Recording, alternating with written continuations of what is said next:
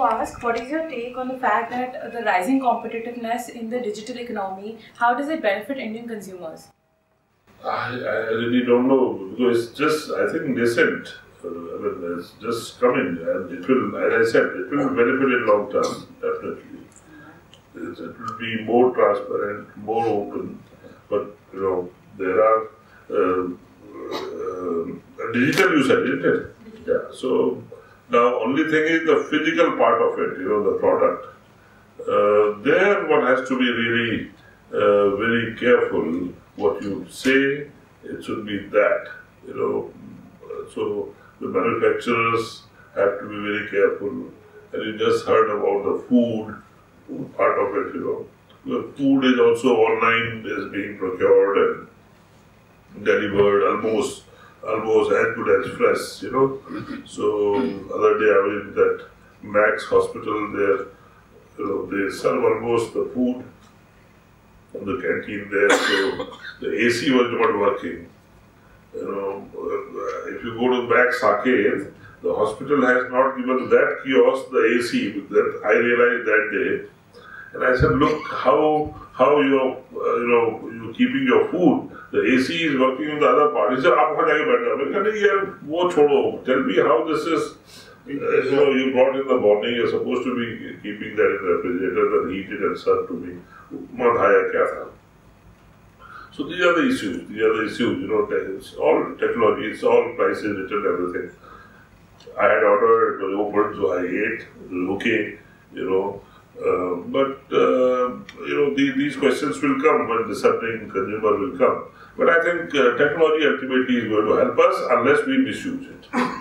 Unless it's like any technology ultimately, but the flip side is always there. Nuclear technology and whatever it is, everything, the arms, the warfares. We learn flying, but that has also other sides also. So everything has. But if again, as I said, consumers get united, we learn from our mistakes. Manufacturers will be more careful. For the trends in data consumption, would like to place it in last 2 years from a average user of say 150 to 2 MB per data user, it has gone threefold and now it is close to 600 MB. Projection is it will go at least say 20 folds in next 2 years due to the trend change, because now the data consumption is not only restricted to say a static WhatsApp, Facebook or social media or maybe a e-commerce buying, but it has moved to more video content, which is not only YouTube but live TV on phone and other services, which will surely now the positioning part from the telecom sector is also a complete package of data and not just as a service but as a complete bouquet of services for the end consumer. So that is the change which is happening, and we'll see the results in next 2-3 years. So Indian consumers over the last couple of years, the trend has changed significantly, like right from planning and booking your travel offline by the help of travel agents and all, right? Now we have moved to gradually shifted to a desktop or a laptop sort of environment wherein you had a good experience planning and searching. And primarily now and going forward in the next 5 years, we foresee that mobile and applications will be taking a huge share. Like for us right now, we are 70% on mobile. Like 70% of our consumers are searching for their travel needs on mobile phone. We're betting big time on the entire growth of Indian consumers in the mobile space, and hoping in the over the next 5 odd years it would be around 80 to 90% of the entire travel planning and booking be taking place on the mobile environment. So yeah, first of all, thank you for this forum. I think it was very educating, both as a banker, because I got to learn from other industries and what's happening in terms of the mobile space, and regarding our own in terms of banking, the penetration that we have. So the question was to do with how we are addressing complaints from rural areas in mobile banking. Honestly speaking, not too many complaints come from rural areas, because the usage of mobile banking is slightly lesser as we speak today.